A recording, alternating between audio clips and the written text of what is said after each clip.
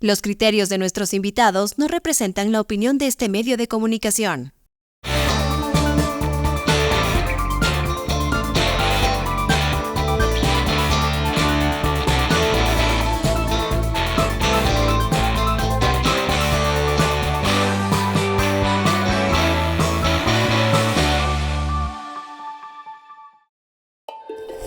Él es Baltasar Ushka, el último hielero. Esta es la Thunder Mammoth M2, el primer motocarro de carga. ¿En qué se parecen estos dos personajes del Andes ecuatoriano? Que nacieron para ser los fuertes del trabajo pesado. Una potente herramienta de trabajo con amplio espacio de carga. Thunder Mammoth M2. Fabricados para durar, diseñados para ahorrar.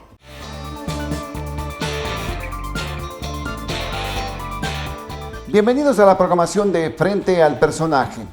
En esta programación vamos a hacer un análisis de lo que significa la coyuntura política, económica y electoral que está viviendo ya nuestro país, con todos los vericuetos que aparecen permanentemente y que merecen un análisis para determinar qué es lo que está sucediendo en nuestro medio, dentro de lo que significa la opinión pública en el ámbito del gobierno, en el ámbito del poder legislativo, en donde se evidencia pues una situación quizás de una propia confrontación entre estos dos poderes del Estado.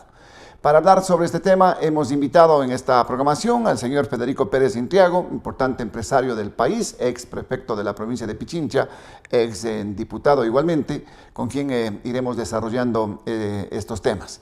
No olviden ustedes que estamos a través de las plataformas de Global Opinion, a través de YouTube. Ayúdenos suscribiéndose al canal, con sus likes y también con sus comentarios, que son importantes para profundizar estos temas que estamos tratando en esta programación. También estamos en Facebook, estamos en X, antes Twitter, en la plataforma también de Spotify y también en Instagram. Ahí pueden ustedes tener una variedad de productos de información, resúmenes informativos, resúmenes de noticias nacionales e internacionales. También tenemos ahí pues un aspecto coyuntural informativo para todos ustedes.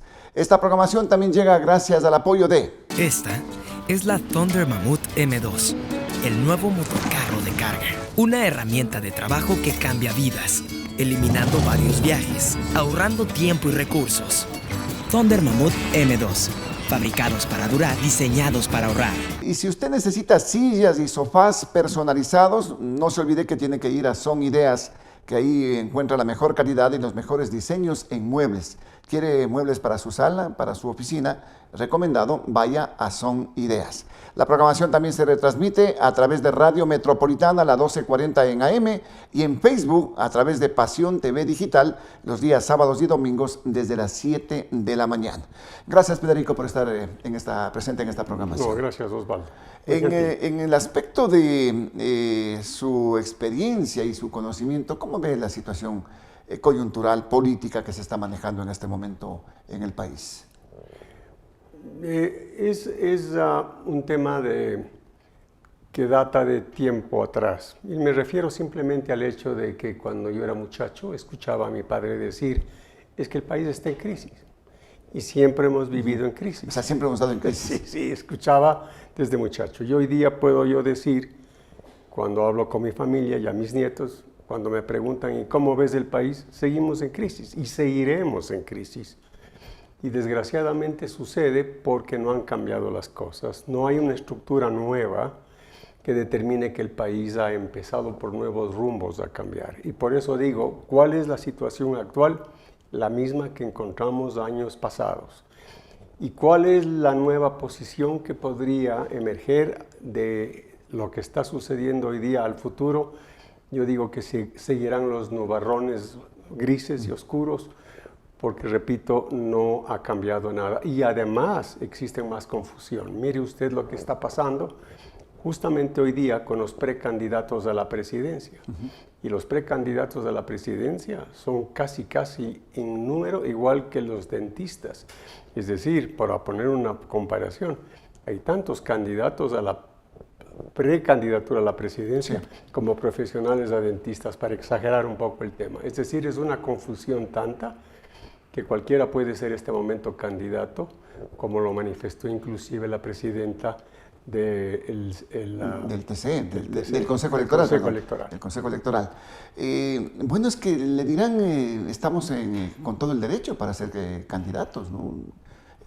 Queremos buscar, cada uno busca su andarivel, algunos candidatos tienen partidos políticos y otros están de pronto buscando por ahí, pero ya me lanzo como precandidato y algo voy a pescar en ese, sin duda, a río revuelto, ganancia de pescadores, dicen en este caso, pero algo habrá que buscar en ese sentido. Usted ha dicho una gran verdad, hay gentes que se lanzan sin tener auspicio siquiera, o obviamente posibilidades nulas, precisamente para ver qué pescan en río revuelto.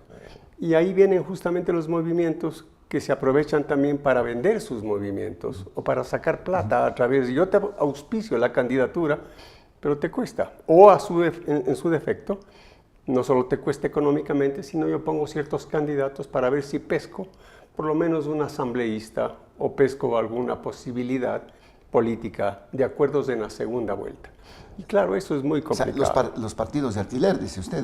Que existen. Pero es que eso permite esta democracia que tenemos en el país. Sí, así es verdad, es verdad. La ley de partidos políticos no norma directamente, pues usted puede ser invitado y puede ser candidato. Así es. Y fue creado a propósito precisamente para mantener una posición de aquellas elecciones pasadas que estaban manejadas, y digámoslo con franqueza, por el correísmo.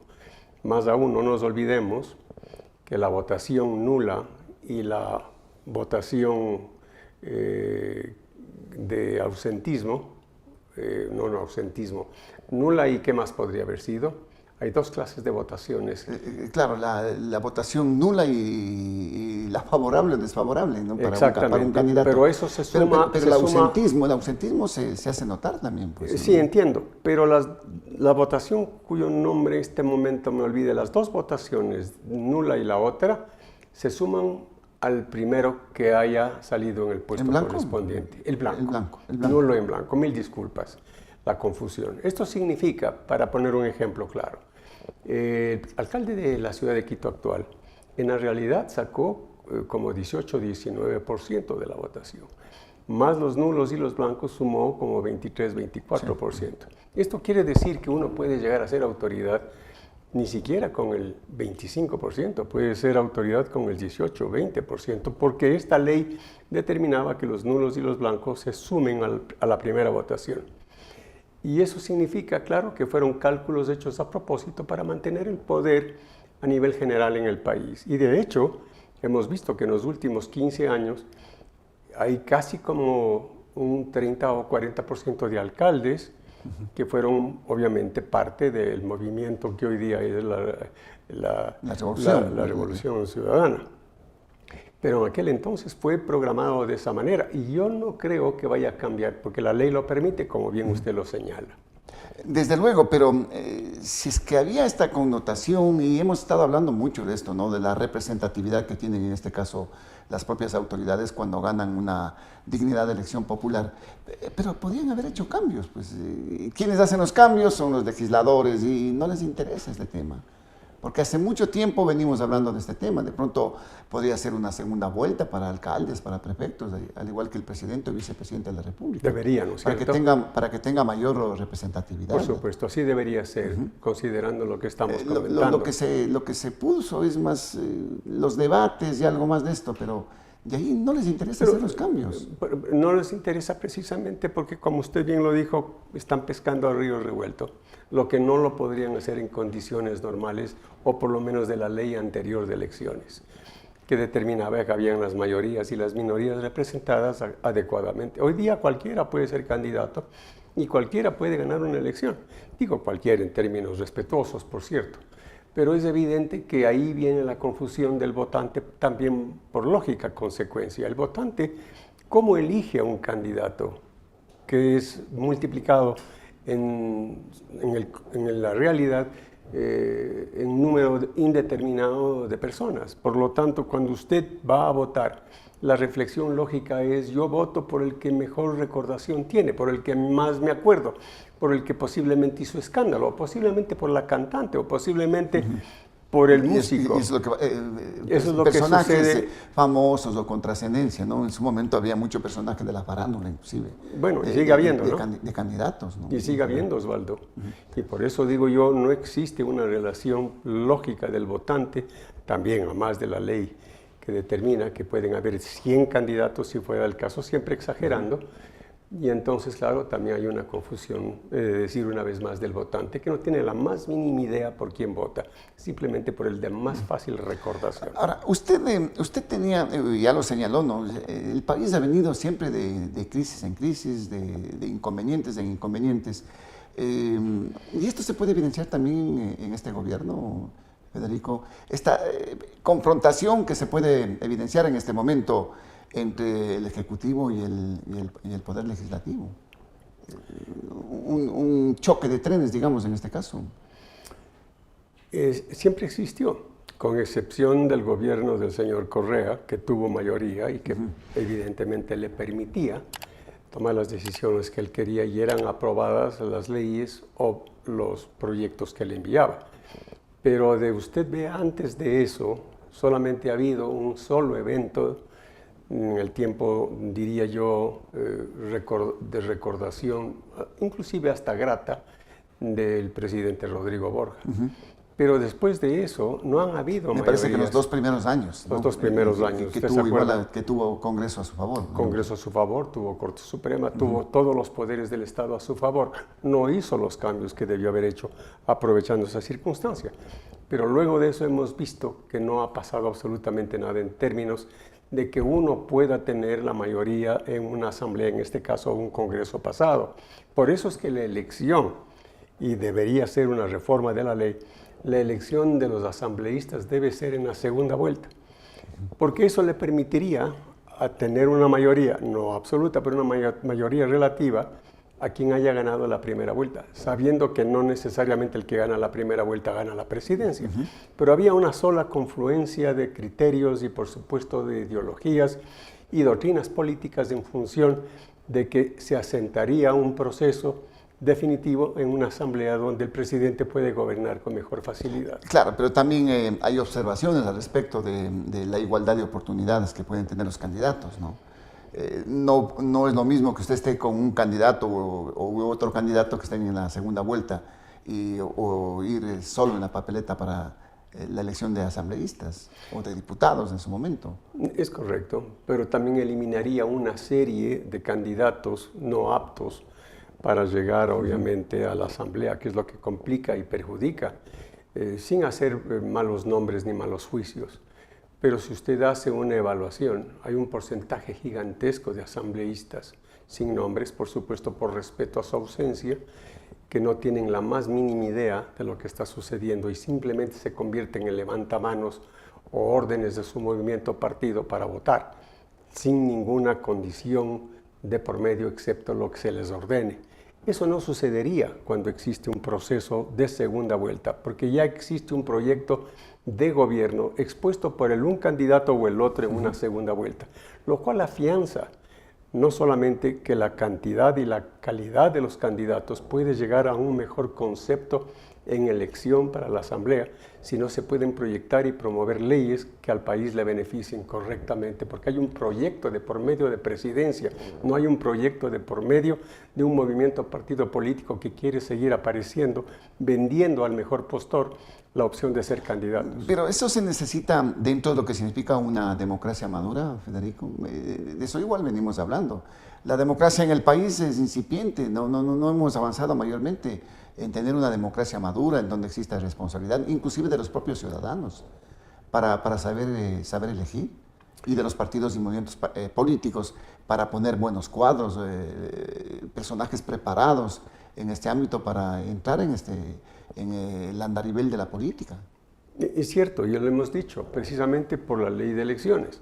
Si usted contempla que las elecciones se hacen en términos de una cantidad, ya lo hemos dicho, de inmensa de candidatos, con tiempos muy cortos, El que vota, vota por el candidato de mejor recordación o el nombre que le ha llamado la atención por algún momento en algún evento de su vida, cantante, bailarina o el día de mañana un gran político, que puede también suceder, o un político que sin ser gran político ya ocupó una posición evidentemente de votación popular, más de votación popular que de nombramiento ejecutivo. Pero eso significa que son elegidos aquellos, una vez más decirlo, de rápida recordación, pero no porque exhibe un proyecto de gobierno, no exhibe un proyecto legislativo, no exhibe un proyecto de ciudad o de provincia, porque no hay tiempo para eso. El elector no tiene tiempo para poder se aprovecha digerir en este caso la popularidad, el conocimiento que puede tener también en la ciudadanía, ¿no? Para que pueda ser más visible dentro de un proceso electoral, Federico. Así mismo. Bueno, pero yo le decía, en esta relación ejecutivo-legislativo actual, ¿usted le ve que hay una confrontación en este momento entre el presidente y la Asamblea Nacional? Sí, es una pregunta que, claro, todo el mundo la podría ciertamente identificar y descifrar. Es cierto que existe, como siempre existió, pero hoy día con más profundidad por equivocaciones del Ejecutivo. Y las equivocaciones del Ejecutivo se dan incomprensiblemente cuando usted meses atrás tiene un Ejecutivo que hace aprobar 5 leyes fundamentales en la Asamblea, con la votación inclusive de los que hoy día están absolutamente identificados en contra del Ejecutivo. ¿Qué fue lo que pasó? ¿Qué fue lo que rompió este procedimiento y este proceso de acuerdo que en el inicio se dio? Y que inclusive en esas leyes fueron aprobadas tal vez ni siquiera en favor de los movimientos o partidos políticos que hoy día están en contra del mismo gobierno. Es que se dio este acuerdo y fue inclusive ponderado como qué maravilla, qué inteligencia del Ejecutivo haber llegado a acuerdos con partidos como la Revolución Ciudadana o el mismo Partido Social Cristiano. Así fue. Sin embargo, hoy día hemos visto que eso se rompió por la mala conducción política del Ejecutivo, porque comienzan evidentemente a cuestionar a la Asamblea, comienzan a hablar mal de la Asamblea y tienen un portavoz del Ejecutivo, a quien no conozco, el viceministro de el viceministro de Gobierno, que también es Torres Cobo, ¿no? Torres, sí. Es el señor Torres, de quien no conozco mayor ejecutorias, excepto cuando fue asambleísta por el Partido Social Cristiano, pero que en el fondo no se explica cómo es posible que el ministro de Gobierno no sea el que sale a frentear esta clase de episodios o a dar declaraciones o a hacer acuerdos, porque se hacen acuerdos, o a tener una relación amistosa y cordial, respetuosa con la Asamblea, como corresponde a un ministro, y el que aparece es el viceministro, como portavoz del gobierno. ¿Qué está pasando? Son temas que la gente se pregunta. De pronto es por su experiencia política, por su relacionamiento, de que fue asambleísta, con mayor conocimiento de pronto, ¿no? En los acercamientos, pero al parecer eso no ha funcionado definitivamente. No ha funcionado. Y tenemos, claro, asuntos muy complicados y graves que determinan que tal vez el presidente de la República, con su inmadurez, siendo un joven inteligente, con su inmadurez no hace una reflexión importante de que hacer un gobierno correctamente perfilado en función del beneficio nacional determina ciertamente tener una apertura y un acuerdo cordial y comedido, no solamente con las fuerzas políticas del país, más aún cuando ya lo demostró que es posible al inicio de su gobierno con la Asamblea, sino inclusive internacionalmente. Este último dispare con la revista New Yorker determina, a mi criterio, su inmadurez. Su inmadurez en el sentido de decir, posiblemente creyendo que el periodista, me salgo un poco del tema, simplemente para demostrar que por ahí están más o menos las condiciones del desacuerdo interno, determina que conversa como 3 semanas, es un invitado especial por 3 semanas, que lo cual resulta casi inusual, como dice Palacios en su último artículo. Dice, un presidente de la República no se da el lujo de mantener a un invitado de una revista tan importante como el New Yorker para que le conozca hasta sus costuras, para que le conozca sus debilidades, porque el periodista, una vez que le entrega la respuesta de su presencia y por supuesto de sus preguntas, él tiene el derecho y la obligación por la libertad de expresión de decir lo que él escucha y lo que él graba. No es un tema simplemente de Desde luego, es un periodista muy connotado. En este caso. Repito que eso demuestra una inmadurez que refleja internacionalmente un procedimiento y no se diga un procedimiento inadecuado en la política interna. Pero al parecer esto no habría tenido trascendencia a nivel internacional, digamos, con los presidentes latinoamericanos que fueron mencionados en este caso, claro. Federico. Yo había comentado alguna vez, no creo que tenga trascendencia porque los presidentes a los cuales hizo mención tienen madurez política. Ellos no se van a meter en una discusión interna con el presidente del Ecuador, no les interesa, tienen problemas que resolver. Y al mismo tiempo no quieren abrir frentes como ya se abrió con México, lo cual es un tema diferente de entender. Ahí tal vez habría habido una respuesta a mi criterio correcta, que hacer prevalecer la no impunidad sobre lo que significa el derecho internacional. Es un problema interno del Ecuador, lo cual no quiero ingresar porque es otro tópico. Pero es evidente que en este caso, sí, creyendo que puede afectar internacionalmente las relaciones por las expresiones del presidente, no lo van a hacer, porque ellos tienen madurez política y, repito, no se van a meter a pelear. De pronto no tiene trascendencia lo que ha dicho el propio presidente. Posiblemente tenga. En ese sentido. Posiblemente tenga, Osvaldo. Lo que pasa es que no le dan importancia porque tienen madurez política. Y usted, cuando tiene madurez política, no hace caso de muchas cosas, las deja pasar. Entonces, no es que porque la canciller trató de justificar de buena manera con estos países, que esto ya pasó así nomás. Y ahora ese tema. ¿Usted le ve, Federico, que el presidente es inmaduro en este caso?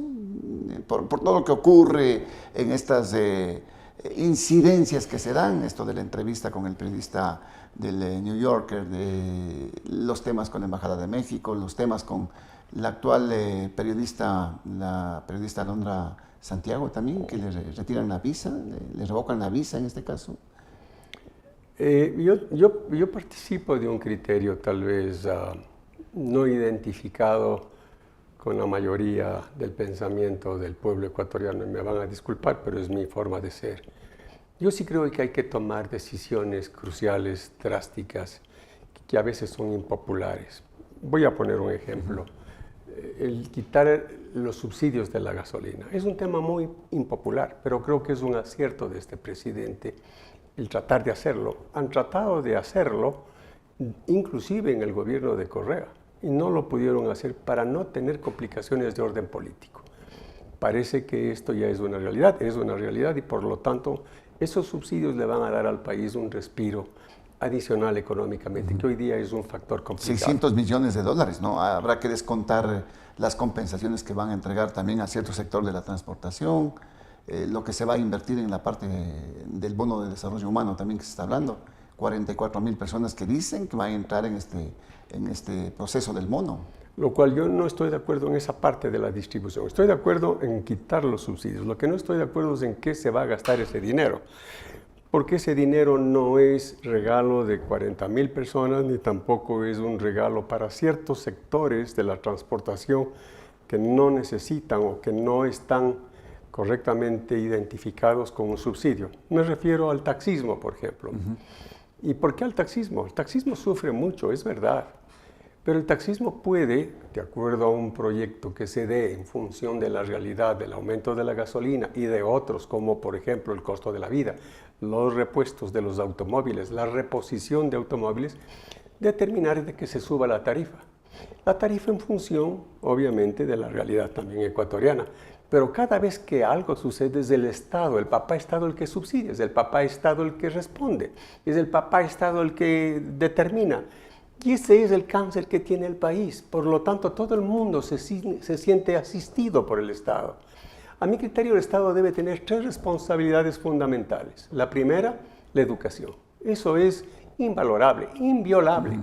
Bueno, eso dice la Constitución, pues, ¿no? Pero sí. Inversión en educación. Pero la Constitución no dice regale la plata a usted cuando determine que usted quite un subsidio y por lo tanto usted para satisfacer o más bien dicho, eliminar o evitar un problema social que puede obviamente transmitirse porque hay disgusto general, regale el dinero para que eso se amaine, para que eso se opaque. Eso no dice la Constitución. Por lo tanto, es un grado de responsabilidad. Un presidente de la República que toma esta decisión crucial, como la ha tomado el presidente actual, lo cual demuestra a mi criterio bien. No estoy de acuerdo que por el otro lado el presidente regale ese dinero que ya de por sí debe estar manejado en función de la educación, de la salud y la seguridad fundamentalmente. Pero si a mí me quitan la opción, como ya me quitaron, perdónenme que me refiero un poquito al tema, cuando nos ponen este impuesto retroactivo, y ese impuesto retroactivo entran en las arcas del Estado, pero no conozco un proyecto que determine qué se va a hacer con el dinero que hemos pagado los empresarios o lo que han pagado los banqueros, para poner un ejemplo. Y simplemente entran a las arcas y no hay un proyecto. Dicen que en el proyecto Fénix están todos los beneficios de esto. En el plan Fénix, que tiene muchas dudas, ¿no? No hay certezas de qué mismo pasa con ese plan Fénix. Pero en la parte económica, esta eliminación de los subsidios a las gasolinas puede tener un efecto especulativo para la población de los ecuatorianos. La pregunta, Federico, pero nos responde luego de volver de este importante anuncio que tenemos para ustedes. Muchas gracias. Él es el flaco, el juguero de la plaza. Esta es la Thunder Mammoth M2, el nuevo motocarro de carga. ¿En qué se parecen estos dos personajes de la costa ecuatoriana? Que tienen la llave para emprender, alcanzando la libertad y moverse con independencia. Eficientes y confiables por cualquier parte que vayan. Una herramienta de trabajo que cambia vidas, eliminando varios viajes, ahorrando tiempo y recursos. Thunder Mammoth M2, fabricados para durar, diseñados para ahorrar. Muy bien, retomamos con el señor Federico Pérez esta inquietud. ¿Usted no le ve que puede tener un efecto inflacionario, un efecto especulativo esto de eliminar el subsidio al precio de las gasolinas fundamentalmente, Federico? Yo tengo más bien el criterio contrario. Creo que se van a regularizar y sincerar los procedimientos de orden económico en el país. Pero al alza, pues... No necesariamente, porque eso va a determinar, por obvias razones, que aquel que tiene que pagar este momento 30 o 18 o 28 centavos más por galón de gasolina, tiene que convertirse en más eficiente. ¿A qué me estoy refiriendo? Vamos a suponer un camión que lleva las cebollas desde Riobamba hasta Quito. Es cierto, ese subsidio puede permitir que la cebolla no suba. ¿En cuánto? En el número de galones que se gasta entre Riobamba y Quito y volver de Quito a Riobamba. El problema es que ese carro también se usa para los paseos familiares, también se usa para otras cosas. El grado de importancia tiene que ver no solamente en el subsidio para efectos de que no suban ciertos precios, sobre todo los que acabo de mencionar de alimento, sino que también seamos realistas que ese señor pare el carro cuando ha dejado de trabajar y no lo sigue usando para otros fines por el cual el Estado no debe pagar. Bueno, pero ¿Cómo controla eso? Cuénteme. Pero porque hay un cálculo pues, de los galones que se utiliza en este caso, ¿no? ¿Cuántos galones utiliza usted de Quito a Riobamba y de vuelta? Y ahí está el cálculo para esta compensación. Es casi como un contrato colectivo que le ponen 40 puntos para transar en la mitad o en menos puntos. Así es como se manejan las cosas en términos del viene y el va. En definitiva, si yo estoy buscando como sindicato, estoy buscando como institución el beneficio de mis asociados o mis vinculados, obviamente tengo que partir de un exagerado número de galones para llegar tal vez a la cifra correcta. Pero no es cierto. Usted póngase a pensar simplemente, ¿usted cree que un taxi gasta promedio de 6 a 7 galones diarios? En realidad, cuando usted tiene esos carros pequeños de 4 cilindros, estoy simplemente haciendo una suposición por el carro que yo tengo, y claro, caminan 10 veces más, y es cierto, Pero también hay taxis que no caminan, que están en una plaza esperando que venga el cliente. Esos carros no gastan el número de gasolina. Pero es un proceso que es difícil de controlar. Por lo tanto, en un número, todos los taxis entran en el beneficio. Para poner el tema de taxis. Sí, hay algunas distorsiones, como usted Pero lo dice, eso no es caso. correcto que el Estado esté asumiendo permanentemente. El Estado no es el papá de los ciudadanos. Lo que debe el Estado hacer es crear fuentes de trabajo. Lo que debe hacer el Estado es procurar el día de mañana de que la legislación se respete y que los jueces no cometan errores como los que cometen permanentemente. Ha habido un caso hace poco tiempo de una compañía extranjera química que compró supuestamente a un ecuatoriano químico de la tercera edad, que es un científico y que viene trabajando 50 años en su empresa y nunca le pagó y le quitó. Es el caso de la casa que un día, de unos alemanes, fue usurpada por algún ejecutivo en el Ecuador o algún funcionario público y nunca progresó ese tema. Por lo tanto, esa inseguridad es la que el gobierno debe procurar que cambie. Porque una vez que tengamos la seguridad jurídica, vendrá una inversión importante al país. No nos olvidemos que Perú, que cambia presidentes cada 6 meses, para poner nuevamente una exageración, tiene 33.000 millones de dólares de inversión.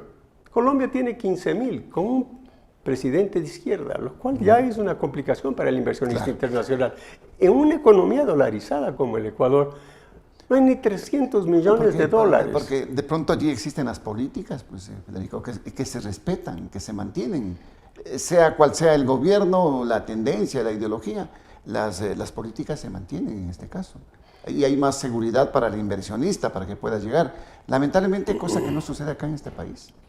Sí, es cierto, y además la consulta popular, no nos olvidemos, que determinó que no puede las compañías internacionales o las nacionales acceder a la justicia internacional y se mantienen en la del Ecuador. Fue una decisión del pueblo, lo cual a mi criterio fue uno de los otros errores que cometemos nosotros mismos en nuestro perjuicio. Pero es verdad lo que usted dice, pero por supuesto que es verdad.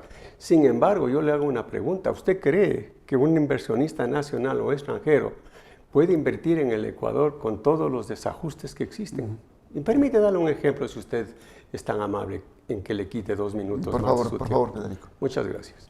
Se está tratando una ley que corresponde a los animales, al buen vivir de los animales o al mantener los animales en buen estado, que inclusive, usted sabe perfectamente, prohíben la exhibición de los animales muertos, faenados, en ciertos lugares de expendio en la República. Yo me imagino qué va a pasar con Sangolquí, para poner un ejemplo, que lo más lindo del mundo es ir a Sangolquí y ver los hornados y un día y pegarse un buen hornado, porque además están en exhibición. Esto ya no va a pasar si es que la ley pasa. Claro, con la ley será penado, está prohibido. Pues, está prohibido. Entonces, yo repito, ¿quién quiere invertir en el Ecuador? Nosotros, como usted conoce, digo nosotros como empresa, hemos hecho una inversión gigantesca para hacer un proyecto porcino de maravillas. Es el mejor de Latinoamérica. Los cerditos, cerdo, porcino, están hasta con aire acondicionado en el mejor de los conforts. El día de mañana ya no podremos tener esa empresa que genera no solo impuestos al país, sino fuentes de trabajo y que permite, a través del proceso competitivo, haber más oferta de cerditos, no solamente las grandes empresas que hoy día producen, sino que eso permite, cuando más oferta, bajar los precios para que el consumidor final, que es el pueblo, se beneficie. Claro. Es lo mismo que con el pollo, es lo mismo que con los huevos. Ya, pero si esa ley pasa, ¿quién quiere invertir en el país? ¿Por qué nacen esas iniciativas en este caso? Y estamos precisamente orientados a eso, ¿no? A discutir, a dilucidar en temas que realmente son contraproducentes, inclusive, hasta para la economía popular, pues. Para la economía. Hay mucha gente que se dedica ahora a la crianza de los cuyes. Se acabó. Es pequeños emprendimientos, es una pequeña iniciativa que se tienen en los restaurantes. Eso ya no se puede hacer, pues que se aprueba la ley y usted ya no podrá verle al cuy como lo van dorando, ¿no? Como le van, en este caso, preparando. Es una pregunta que realmente, le soy franco, no tengo respuesta, porque es incongruente, es inaceptable. Eso va contra la lógica y lógicamente no va sino contra el buen vivir del ser humano. porque sería el único país en el mundo de 200 y pico de países que existen, el único país en el mundo que se dé ese lujo de prohibir que los seres humanos coman proteína animal. Y cuando usted comienza a pensar que en eso se gasta el tiempo la Asamblea, en eso se gasta el tiempo ciertas personas que proponen proyectos de esa naturaleza, la reflexión final de todo eso es que el país está absolutamente dislocado. Y yo digo, ¿quién va a invertir en el país? Ni los nacionales. ¿Cómo puede venir inversión extranjera? Simplemente repito, ¿cómo puede venir inversión extranjera? Si esto es un ejemplo de lo que puede en el día de mañana, y como de hecho sucede, proponerse en leyes que desestabilizan la economía de inmediato y además desestabilizan al ser humano que en este país vivimos. Entonces, este es un concepto que el Ejecutivo, si tiene decisión para entrar a la Embajada de México, si tiene decisión para subir o para quitar los subsidios de la gasolina, tenga decisión para, con firmeza, comenzar a corregir estos temas, no a través de la pelea ni el conflicto, a través de la discusión correcta, bueno, para que el país se tiene beneficie. una herramienta que es importante en este caso, ¿no? Que es, él es un colegislador, el presidente de la República, y puede vetar esa ley. Esas leyes realmente que llaman a la reflexión, sinceramente, a la ciudadanía. Y usted ha dicho, y con este tipo de argumentos, ¿qué se puede esperar de inversión en el país? Imagínese usted. Pero es cierto que el presidente es un colegislador, es correcto. Pero el hecho de vetar la ley no quiere decir que se acabó esa ley, quiere decir que puede volver en un tiempo determinado a ser tratada. Esta ley además... Un año. Esta ley además fue propuesta y fue aceptada por la Corte Constitucional, por eso se la está tratando 2 años después. Cuando usted tiene este tipo de elementos, con todo respeto, decir elementos, porque no son sino ingratos al desarrollo de la patria. Quiere decir entonces que aquí todo puede pasar, Osvaldo querido, todo puede pasar. Y entonces volvemos a la reflexión, ¿quién sufre las consecuencias? El pueblo. Supóngase usted que esta ley pase, vamos a suponer el peor escenario. ¿Usted cree que van a haber producciones industriales que determinen que la carne de pollo va a costar 80 centavos la libra, cuando yo tengo que producir pollos al pastoreo, para ponerlo de esta manera, botándoles maíz en la tierra para que además haya contaminación, que haya un proceso de salud complicado, y la carne, porque ya no hay una producción industrial en gran escala, no va a costar 80, 90 centavos, va a costar 3, 4 dólares la libra. Se va a encarecer. Por lógica. Y entonces, bueno, ¿en contra de quién va esta ley? Hay diferentes factores en este caso, la inseguridad jurídica, la propia inseguridad que se está viviendo en este momento en el país, y este tipo de leyes que se tratan, que entran en vigencia, ¿ahuyentan la inversión entonces, Federico? No hay inversionistas que digan, que le piensen en serio mirándole al Ecuador. Hay unos datos de este momento que determinan la inversión en el país de hace 35, 38 días es cero, este momento en el país. Y continuará siendo cero por los próximos 7, 8 meses, hasta no definir la situación política que el país atraviesa. Y me refiero a las elecciones, me refiero al desencanto de la manera como se lleva la política, entre peleas, entre dimes y diretes, entre acusaciones. Y claro, cuando usted observa eso del otro lado, ya no como ciudadano normal y corriente de calle, el inversionista extranjero, usted puede entender que puede invertir en este país con seguridad. Cuando usted escucha las declaraciones del señor presidente, a quien tengo respeto enorme por ser hijo de un gran amigo mío, que es Álvaro Noboa, más por eso, decir lo que dice en contra de presidentes latinoamericanos, ¿usted cree que eso no refleja, no en repudio de los presidentes, ni tampoco en condiciones en contra del país por una situación de esas? ¿Usted cree que un inversionista va a tomar partido en un país donde existen estas exageraciones verbales que determinan inseguridad, por otro lado, que no son necesariamente jurídicas? Todo esto determina, en la final, que el país está convulsionado. Y lo digo con franqueza porque estamos viviendo el episodio, no solo empresarios, el pueblo en general lo está viviendo. Con estos parámetros que estamos analizando en este caso, que no son pues tan alentadores que digamos, Federico, y usted decía una cosa, el presidente, el ejecutivo, el gobierno tiene que tomar acciones al respecto. ¿Qué es lo que se tiene que hacer? Yo siempre lo he dicho, el pueblo sigue los liderazgos, sigue símbolos, sigue signos de liderazgo. Y el pueblo, cuando no encuentra un liderazgo firme, no solamente en términos que se pueden catalogar prepotentes, sino firmes en el sentido de que aquí la ley se respeta. ¿Usted ve que hay prepotencia en este momento? Yo creo que sí existen dosis de prepotencia, porque de otra manera no se puede entender por qué hay una dislocación en la relación con la Asamblea. Es decir, yo soy el presidente y la Asamblea le responde y nosotros somos la Asamblea. Por lo tanto, aquí no hay diálogo porque yo soy el primer poder del Estado y el otro le contesta, nosotros somos el primer poder del Estado.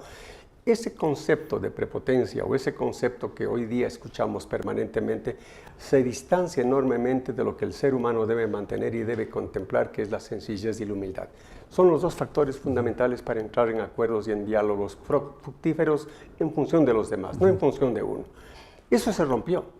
Y al romperse esto, entonces, claro, la catalogación normal es decir, hay prepotencia. Y la prepotencia es el muy mal consejero de los acuerdos y, por cierto, del bienestar general. Si eso se quita, yo diría que el presidente podría estar en mejores condiciones de gobernar.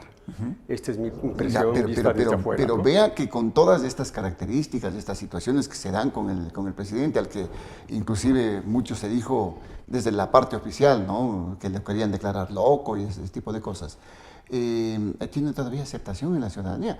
Claro que está en declive de lo que se ha podido ver en las últimas análisis y encuestas, ¿no? Pero 55% es apreciable todavía de aceptación que tiene el presidente. No, y nuestro interés es que ojalá le vaya bien, y hay que apoyarlo para que le vaya bien, porque mientras más bien le vaya, mejor nos van a los ecuatorianos. ¿Cómo queremos nosotros pretender que nos vaya bien creando los factores de inconveniencia para que el país sufra? Es imposible pensar de esa manera. Pero por otro lado, no se olvide que no hay que interpretar en lo que está actualmente el presidente, ni tampoco en lo que estuvo. Porque lo que hay que interpretar en la forma de la realidad es la tendencia. La tendencia, Cuando claro. usted está en 80 y pico % luego de la toma de la Embajada de México y comienza a bajar al 77, 70, 66, 58, 55 y 53, 51. Esto quiere decir que la tendencia es complicada de mantener. Algo tiene que hacer espectacularmente importante para que eso pare, se nivele y vuelva a subir. Ese algo de lo que tiene que hacer, me parece a mí que es el concepto de volver a ser sencillo y humilde, de entender las cosas con absoluta madurez. Pero esta situación tal cual está en este momento, ¿no es de aceptación de un gran porcentaje del electorado, por ejemplo, de los ciudadanos? Los jóvenes, fundamentalmente, que en este momento significan un 60% del padrón electoral, Federico. Sí, es cierto. De acuerdo a la última encuesta, de todos los jóvenes que hubieran o votaron por él, de ese 60%, un 50%, porque el demás se repartió.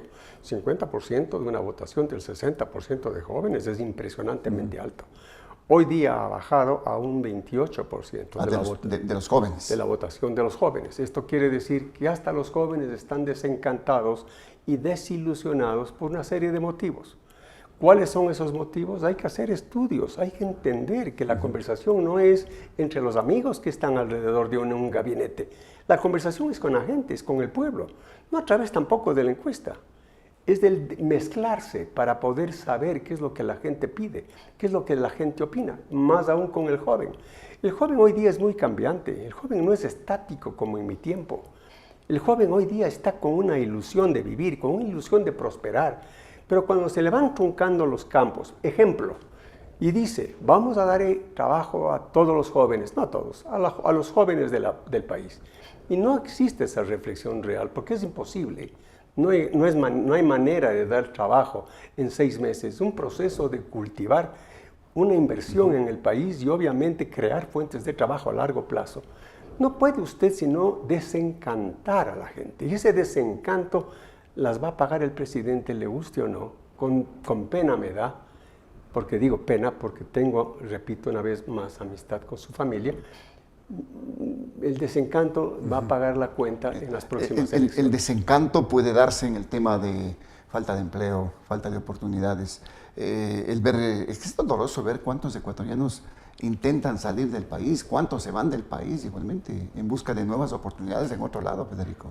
Es cierto, eso es un punto maravillosamente traído a colación, Osvaldo, porque eso es lo que más pena nos da, no por el Darién, no porque tienen problemas ya ahora en México, que hoy día ya rompimos relaciones y se les ha dificultado, es que no deben salir, es que le digo con franqueza, y permítame, porque hay que ser francos, y hay que decir las cosas como uno las siente con el corazón.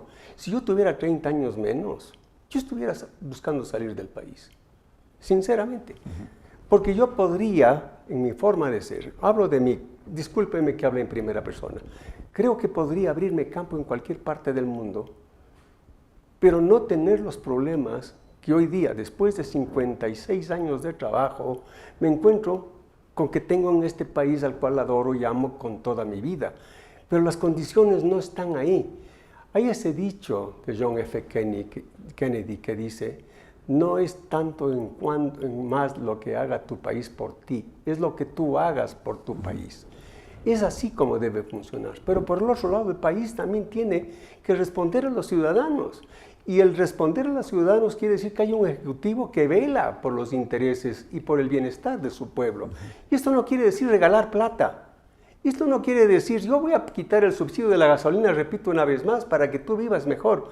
Porque lo que el pueblo no es que quiere gratis, el pueblo no quiere dádivas, el pueblo no quiere limosna. El pueblo quiere que se le entienda y que le den fuentes de trabajo honesto, pero con seguridad.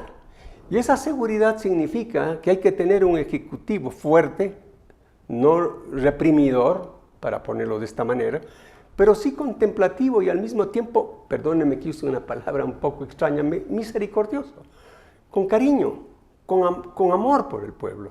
Y eso no existe. Hoy día hay un distanciamiento, como existió en los últimos 5 gobiernos de nuestro país. Hay un distanciamiento, se llena Carondelet de un grupo y una cúpula que es inalcanzable. Y esa cúpula inalcanzable no es otra, sino los amigos íntimos del círculo donde han vivido los últimos presidentes de la República. Usted ve el gobierno de Lasso, no se diferencia en nada con este, y el del señor Lenín Moreno y el señor Correa por igual. Le distorsionan, digamos, la realidad que vive la población, que vive el país. De pronto le pintan otro panorama, quizás en ese sentido. Pero en este aspecto, ¿usted le ve que no hay salida, no hay futuro si no se toman decisiones como las que hemos hablado en este programa, Federico? La reflexión final de todo esto es que tiene que ir todo aparejado. Y todo aparejado quiero decir que la economía tiene que ir en función del bienestar social. El bienestar social no funciona si no hay una buena economía. Y tampoco no funciona si no existen los conceptos básicos de seguridad. La seguridad no es solamente de que yo salga a la calle y no me ataquen, o que mi hija que va a la escuela no regrese violada, o al mismo tiempo mi esposa el día de mañana vejada. La seguridad también significa que yo tengo la opción de irme al Seguro Social a tener salud. Por lo tanto, me siento seguro de que si me enfermo, el Estado me cuida. Y también la seguridad tiene que ver con la educación. Mientras yo más me eduque, mejor puedo responder a los intereses del país y de mi familia y de la comunidad. Pero claro, esto es lo mismo que me hace la reflexión cuando mi profesor de historia nos hablaba de la colonia española.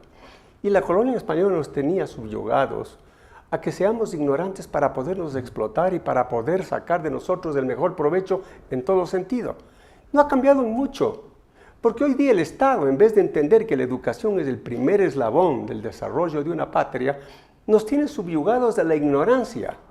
Y ese subyugamiento a la ignorancia determina que el país está como está y no tiene sino nubarrones negros de por medio, porque sigue siendo ignorante, seguimos siendo ignorantes. De ahí están las votaciones. Hemos vuelto al primer punto de nuestra conversación. Así, bueno. Así es. Definitivamente nos equivocamos, ¿no? Por todos estos elementos que hemos analizado. En todo caso, vean, todavía hay un futuro, digamos, ¿no? La ciudadanía tendrá la opción, va a pasar mucha agua bajo el puente y con esta cantidad de candidatos veremos cuáles mismos se van definiendo en este caso. Hay muchos problemas internos en el país, pero esperemos que toda esta situación se resuelva con madurez, pero sobre todo de los ciudadanos sabiendo escoger bien, Federico. Ojalá, mi querido Osvaldo, ojalá que sí sea. Agradecido por su presencia, Federico, muy amable. Es usted muy amable en invitarme. Además, le felicito por este programa. Es un programa connotado, es un programa que ya tiene un alcance realmente importante, hasta internacional. Lo escucho de mis amigos, lo escucho de políticos, lo escucho de la gente que camina en la calle. Le felicito, un gran esfuerzo. Muchas gracias, Necesitábamos Federico. un canal como este. Muy amable, gracias Federico, con el apoyo de este conglomerado de compañeros que tenemos, que estamos haciendo un periodismo realmente coherente, un periodismo muy pluralista, que es lo que necesitamos. Gracias al señor Federico Pérez Intriago, importante empresario, ex prefecto de la provincia de Pichincha, de los buenos prefectos que tuvo la provincia de Pichincha, y también ex diputado, hablando de este contexto político y económico electoral que está viviendo en este momento el país. No olviden que estamos en las plataformas de Global Opinion, nos encuentra en el canal de YouTube. Suscríbanse, nos ayuda mucho si se suscriben, den sus likes y hagan sus comentarios. Esto ayuda mucho también para profundizar en los temas que siempre estamos tratando en esta programación. También estamos en Facebook, igualmente en X, antes Twitter, nos encuentra en Instagram y en Spotify. También me indican que también estamos en TikTok. Así que nos encuentran todas las plataformas de Global Opinion. Ahí ustedes encuentran una variedad de productos informativos, resúmenes de noticias nacionales e internacionales, otro tipo de contenidos igualmente que tenemos en las plataformas de Global Opinion. Así que sigan con nosotros en este aspecto. Este programa llega también gracias al apoyo de... Esta es la Thunder Mammoth M2, el nuevo motocarro de carga. Una herramienta de trabajo que cambia vidas, eliminando varios viajes, ahorrando tiempo y recursos. Thunder Mammoth M2, fabricados para durar, diseñados para ahorrar.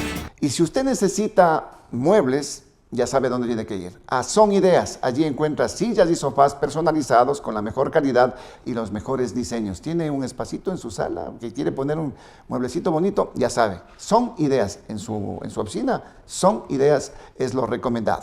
Este programa también se le transmite por Radio Metropolitana a las 12:40 en AM y en Facebook por Pasión TV Digital los días sábados y domingos desde las 7 de la mañana.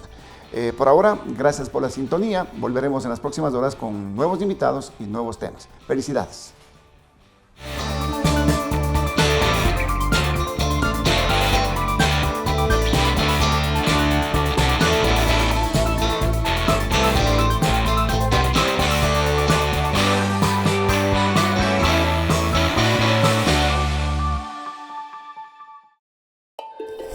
Él es Baltasar Ushka, el último hielero. Esta es la Thunder Mammoth M2, el primer motocarro de carga. ¿En qué se parecen estos dos personajes del Andes ecuatoriano? Que nacieron para ser los fuertes del trabajo pesado. Una potente herramienta de trabajo con amplio espacio de carga. Thunder Mammoth M2, fabricados para durar, diseñados para ahorrar.